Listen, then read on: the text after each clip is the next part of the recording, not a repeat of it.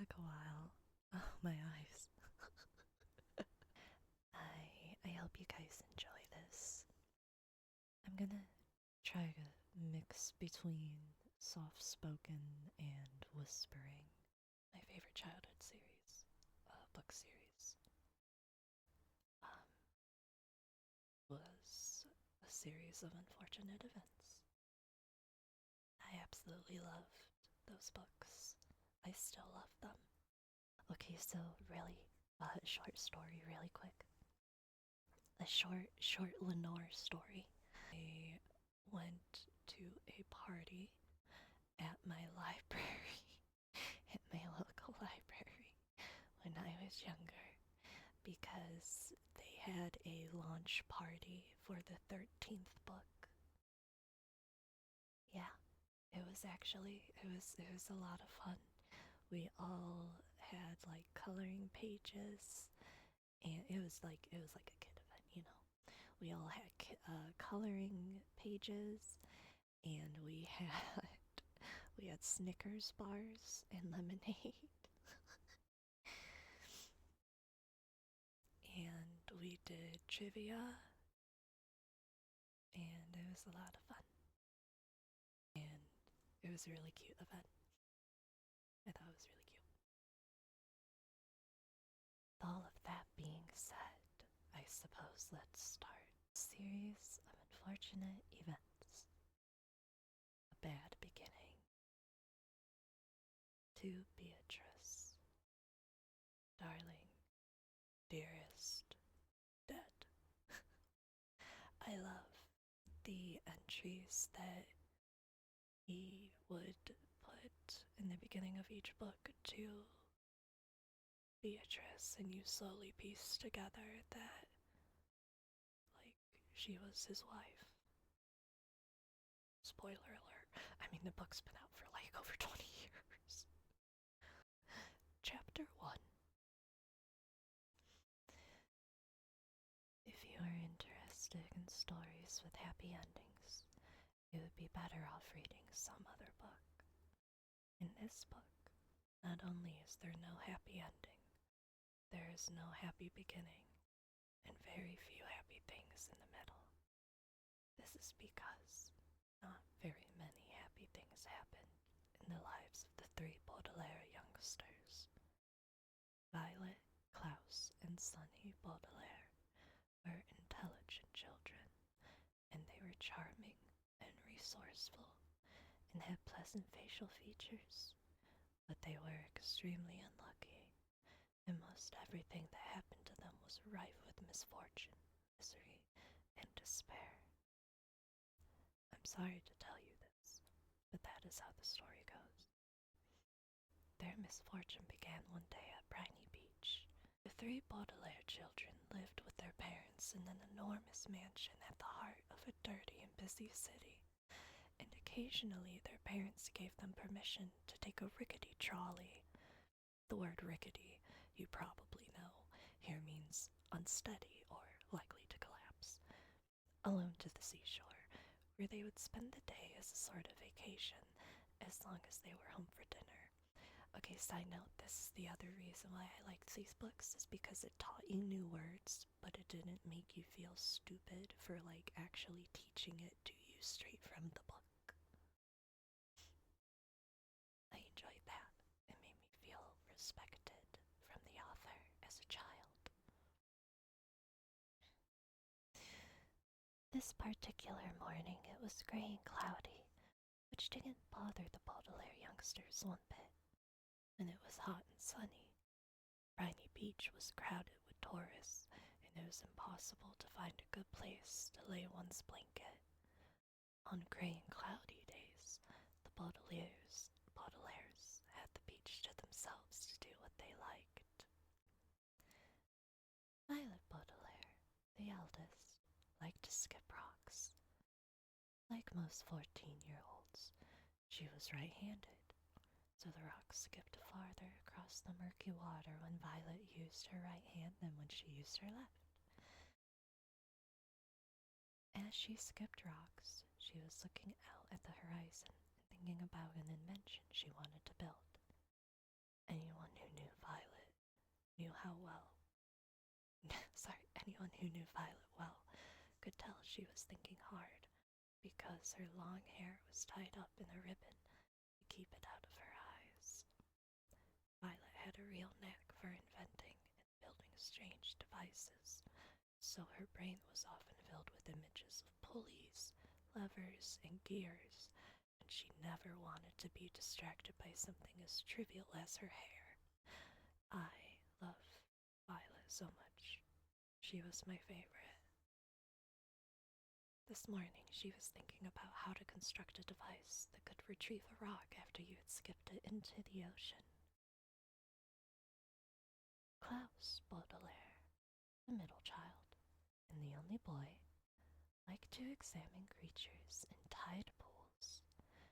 Klaus was a little older than 12 and wore glasses which made him look intelligent. He was intelligent.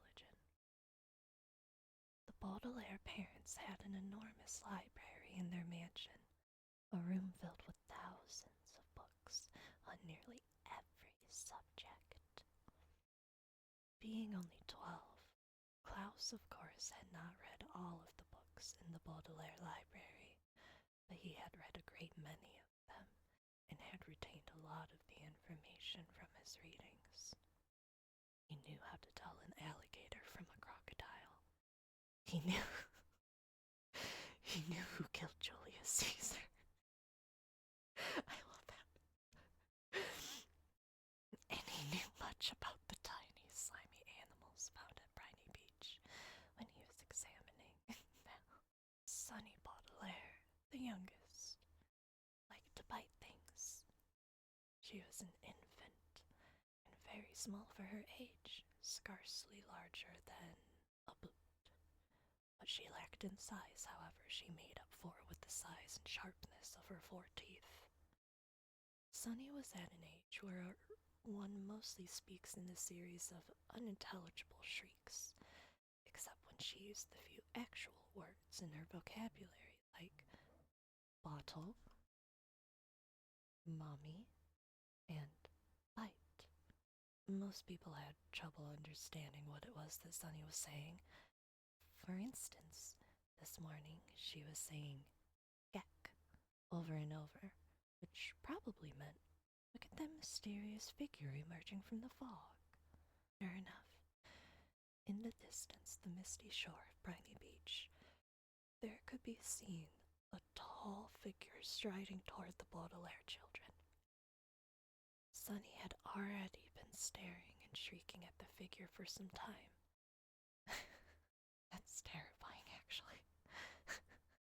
When Klaus looked up from the spiny crab he was examining and saw it too, he reached over and touched Violet's arm, bringing her out of her inventing thoughts. "Look at that," Klaus said, and pointed toward the figure. It was drawing closer, and the children could see a few details. It was about the size of an adult, except its head was tall and rather square.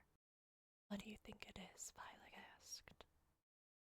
"I don't know," Klaus said, squinting at it. "It seems to be moving right toward us." "We're alone on the beach," Violet said a little nervously. "There's nobody else it could be moving toward." She felt the slender, smooth stone in her left hand. She had been about to try to skip as far as she could. She had a sudden thought to throw it at the figure because it seemed so frightening. "It only seems scary," Klaus said as if reading his sister's thoughts, "because of all the mist." This was true. As the figure reached them, the children saw with relief that it was not anybody frightening at all. Somebody they knew, Mr. Poe. Mr. Poe was a friend of Mr. and Mrs. Baudelaire's, whom the children had met many times at dinner parties. One of the things Violet, Klaus, and Sonny really liked about their parents was that they didn't send their children away when they had company over, but allowed them to join the adults at the dinner table and participate in the conversation as long as they helped clear the table. The children remembered Mr. Poe because he always had a cold and was constantly excusing himself from the table to have a fit of coughing in the next room. Mr. Poe took off his top hat, which had made his head look large and square in the fog, and stood for a moment, coughing loudly into a white handkerchief. Violet and Klaus moved forward to shake his hand and say, "How do you do?" "How do you do?" said Violet. "How do you do?" said Klaus. "Odo yo," said Sunny. "Fine, thank you," said Mr. Poe, but he looked very sad. For a few seconds nobody said anything, and the children wondered what Mr. Poe was doing there at Briny Beach, when he should have been at the bank in the city where he worked. He was not dressed for the beach. "It's a nice day," Violet said finally, making conversation. Sunny made a noise that sounded like an angry bird, and Klaus picked her up and held her. "Yes, it is a nice day," Mr. Poe said absently, staring out at the empty beach. "I'm afraid I have some very bad news for you children." The three Baudelaire siblings looked at him. Violet, with some embarrassment, felt the stone in her left hand and was glad she had not thrown it at Mr. Poe. "Your parents," Mr. Poe said, "have perished in a terrible fire." The children didn't say anything. "They perished," Mr. Poe said, "in a fire that destroyed the entire house. I'm very, very sorry to tell you this, my dears." Violet took her eyes off Mr. Poe and stared out at the ocean. Mr. Poe had never called the Baudelaire children my dears before.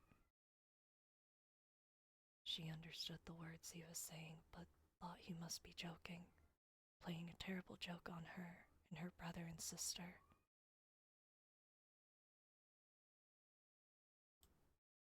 "Perished," Mr. Poe said, "means killed." "We know what the word perished means," Klaus said crossly. He did know what the word perished meant. He was still having trouble understanding exactly what it was that Mr. Poe had said. It seemed to him that Mr. Poe must somehow have misspoken. "The fire department arrived, of course," Mr. Poe said, "but they were too late. The entire house was engulfed in fire. It burned to the ground." Klaus pictured all the books in the library going up in flames. Now he'd never read all of them. Mr. Poe coughed several times into his handkerchief before continuing. "I was sent to retrieve you here and to take you to my home, where you'll stay for some time while we figure things out. I am the executor of your parents' estate. That means I will be handling their enormous fortune and figuring out where you children will go. When Violet comes of age, the fortune will be yours, but the bank will take charge of it until you are old enough." Although he said he was the executor, Violet felt like Mr. Poe was the executioner. He had simply walked down the beach to them and changed their lives forever. "Come with me," Mr. Poe said, and held out his hand. In order to take it, Violet had to drop the stone she was holding. Klaus took Violet's other hand, and Sunny took Klaus's other hand, and in the manner the three Baudelaire children, the Baudelaire orphans now, were led away from the beach from their previous lives.